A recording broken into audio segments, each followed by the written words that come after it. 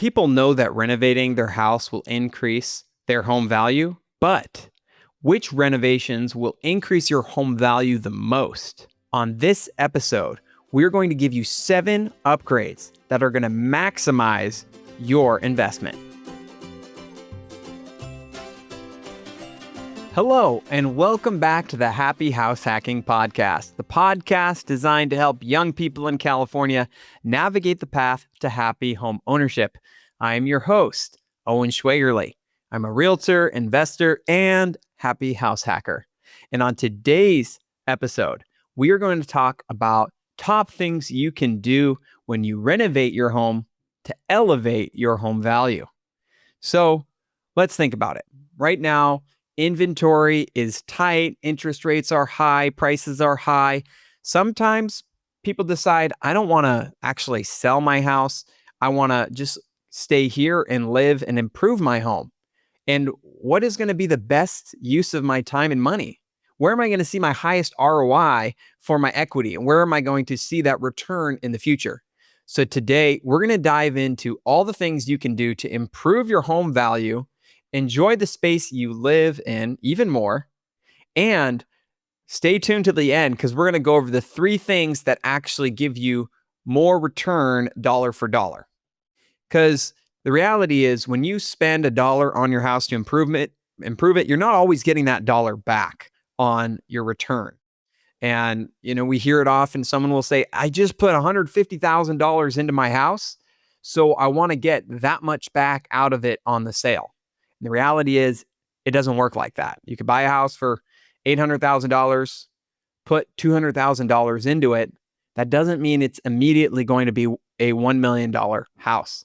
There are diminishing rates of return. So we're going to go through what those are and where you can see the higher rate of return. So let's talk first about some things you can do that will increase the value and get people excited about it. So number 1, energy efficiency. This is something that has become even more popular in recent times. People are wanting to know, how energy efficient is this house going to be for me? Because it's going to save you money in the long run. If you have energy efficient windows, like if you've updated to dual pane windows, those are way more energy efficient. They insulate the house better and keeps the heat in the winter, and it keeps the heat out in the summer. So like dual pane windows are a great thing that people like to see when they buy a house. Solar panels. There's so many great incentives going on with the state and federally with solar programs. And the key here, though, is if it's an owned solar system, it adds value to it. If it's a leased solar system, it's actually not adding value to your home.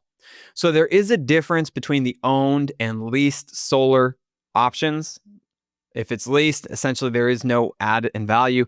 In fact, a buyer who purchases it has to take over your existing lease. That could be a detriment to the actual sale. So if you're looking at ownership, it's going to add more value. You may consider that more strongly if you're interested in building equity in your home. And then high efficiency HVAC systems. So if you think about it, HVAC systems use a ton of power. If you get one of those more updated, more new models, those are going to be way more energy efficient, which is going to cut back on people's power bills.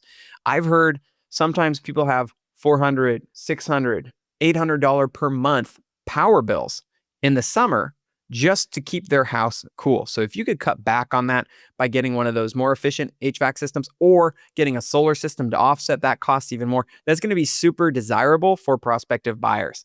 So those are things that are more desirable. And what the stats are kind of showing is that homes with energy efficient features sell for up to 5 to 10% more than homes that don't in many markets. So that's a huge tip in your equity. If you could add those types of features, you can bump your equity quite a bit. All right, so number 2, kitchen remodels. Okay, think about it. When people go into homes, the first things they want to see are usually the kitchens and the bathrooms. So these are 2 hot topics. So let's go with kitchens first. Okay, you want to keep it light on your remodel here, especially if you're concerned about getting the highest ROI.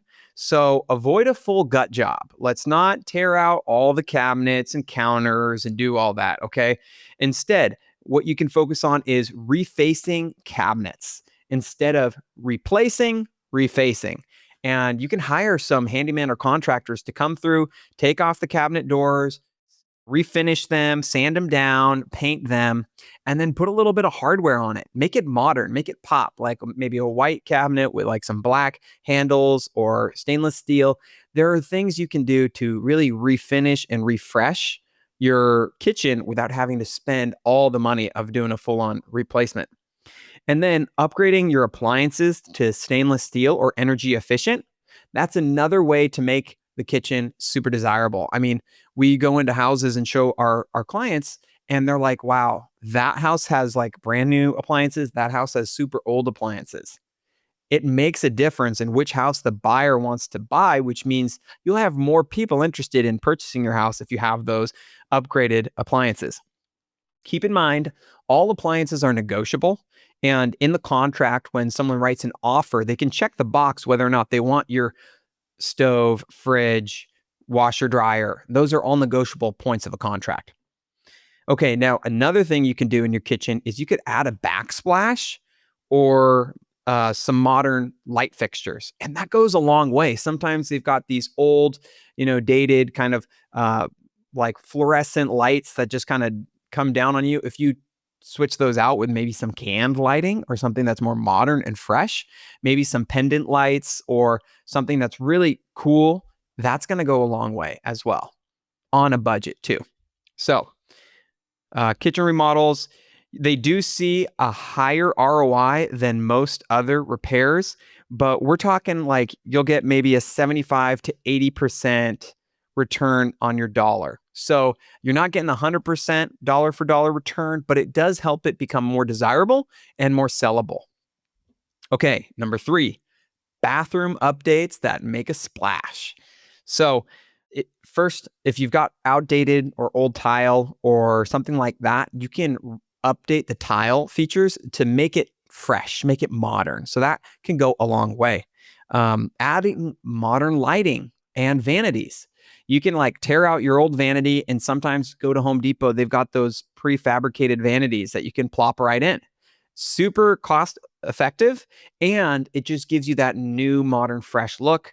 Same thing, lighting. If you can make it pop, that's going to go a long way. And then converting the tubs in your master bathrooms into walk-in showers. That's another thing that can be pretty desirable. And what we're seeing is your ROI is usually like 60 to 70% dollar to dollar return. And it, of course, depends on the level of the remodel that you do there in the bathrooms. Okay, number 4, curb appeal still rules. Think about it. You drive up to a house for the first time. What is the buyer going to see? Curb appeal. It's like, do I like this house or not? How's the landscaping? How's the paint? How are things in the neighborhood looking? Those are all big factors. And so what you can control is, well, how does it look? What do we need to do right out the gate, off the front? Okay, so how's the exterior? How's the siding? Is it all falling apart? Is there dry rot visible? Is there termite damage? If there is, those are things that are going to be a turnoff for buyers. If you can get that taken care of before you list, it's always going to be in your best interest. And then paint, just fresh paint. It's one of the highest ROIs just because the paint itself is pretty affordable. And then the labor itself, that's all you're paying for, really. So those are things that can really make a house pop. And just even like pressure washing, exterior. Oh my goodness, we've been doing that lately on our listings. Pressure washing, and wow, it almost looks like a new coat of paint sometimes because the house was so dirty. It was caked in dust or algae or mildew. And you spray that off with they do a soft scrub first, and then they do like a harder scrub. And wow, it shines like it's brand new paint sometimes. So pressure washing is great. And full on paint, if it needs it, if it's older, dated, and you can see the sun fade on it, you definitely want to consider that. Okay, landscaping. So in California, where we do a lot of business, xeriscaping or making it drought friendly, drought tolerant, that's actually become really popular. Like rock gardens, landscape that's like got succulents in it and just uses less water, because in those drought years, the cost of water goes up so much. If you have less water, less lawn to take care of, you can cut your costs and it can be more desirable. Plus, a lot of younger buyers, like millennials, other people, don't really want to have a huge yard with a lot of landscaping. People don't want to spend their weekends mowing the lawn anymore. Like they want to have it just plug and play. It's easy to go and, you know, got a couple rocks in your front yard and you got a sprinkler system you turn on to water your succulents and boom, you're done. So think about curb appeal. Right when they drive up, what are they seeing? Okay, modern front doors and garage doors. That's another huge thing. We'll get into that a little bit more later. But those are some really great things that you can do for curb appeal right when they get to your home. All right, now number 5, smart home features. This is really cool. Have you ever been to a friend's house and they have like the Ring security system? They've got the Nest Home, Google, their house is enabled. They've got like you can say, hey, Alexa, turn on the lights in the party room. And then like the lights come on. There's so many cool like new tech features you can add to your home that can add value. So yes, the smart thermostats like Nest or Ecobee, the video doorbells like Ring or ADT, and security cameras that can add value, and then smart lighting and locks. People love that stuff.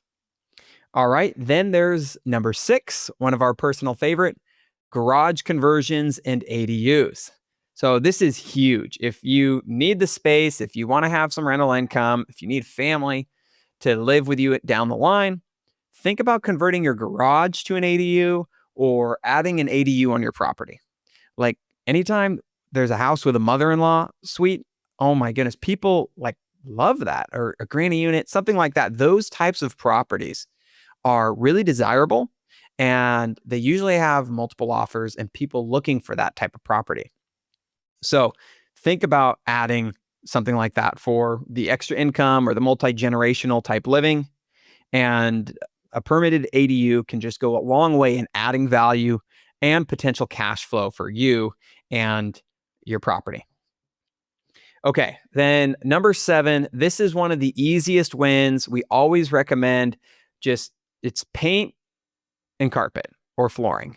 So fresh paint, something neutral like a cream, like Swiss coffee, or just like a neutral kind of white, grays. Those types of neutral tones go a long way.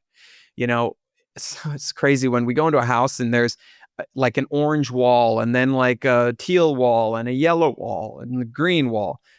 A lot of buyers are like, oh my gosh, this house is going to take so much work. Like, I can't do this. There's just too much paint.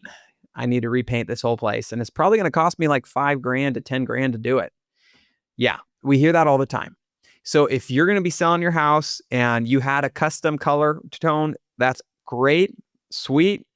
If you want it to sell for more faster, you got to neutralize it and just soften the tones, make it more appealing to the broader audience.